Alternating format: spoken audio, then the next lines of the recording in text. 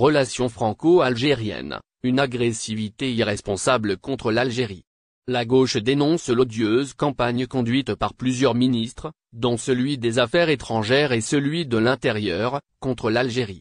Une insupportable instrumentalisation politico-médiatique sur un ton de va-t-en-guerre virulent.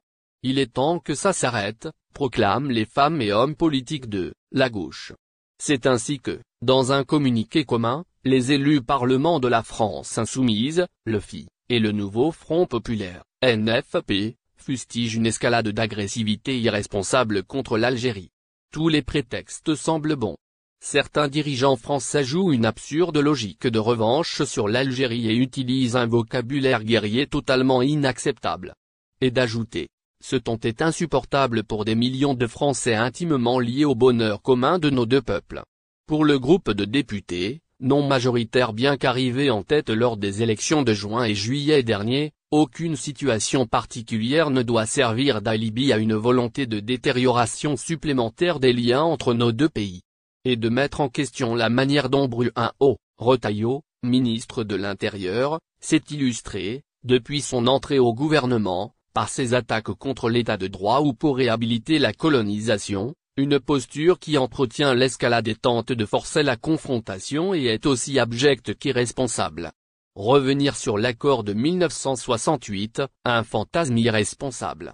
À propos de l'accord franco-algérien de 1968, dont la droite survalorise l'impact des multiplicateurs sur une prétendue hausse de l'immigration algérienne en France, le groupe de gauche souligne ce que de nombreux observateurs rappellent depuis des années, à savoir qu'il a déjà été complètement vidé de sa substance depuis cette époque.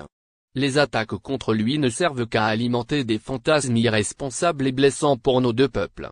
On peut ajouter du reste que la tentative du parti de droite Les Républicains de faire voter la suspension de cet accord a échoué à l'Assemblée nationale en 2023. Les élus de gauche ont conclu sur une note d'inquiétude en rappelant à ceux qui en sont restés au temps des colonies que la guerre est finie depuis 62 ans.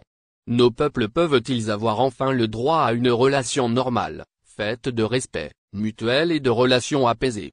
Lors des réponses au discours de politique générale du Premier ministre, François Bayrou, de nouvelles paroles de haine vis-à-vis de l'Algérie ont été prononcées par Éric Ciotti, dissident de la droite républicaine et qui campe aux portes de l'extrême droite, et Jean-Philippe Tanguy, du Rassemblement national. Un grain de sel acide et revanchard, alors que l'ordre du jour était surtout la situation de crise politico-sociale et économique française. Pour LFI, Mathilde Panot a au contraire dénoncé cette surenchère insensée pour dévaloriser l'Algérie.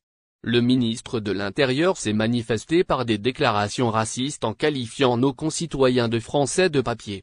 Il s'improvise en diplomate avec l'Algérie mais n'est en finalité qu'un piètre agitateur.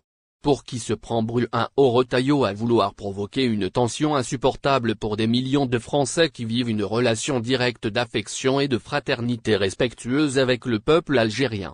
De nombreux ténors de la gauche se sont prononcés pour un apaisement nécessaire.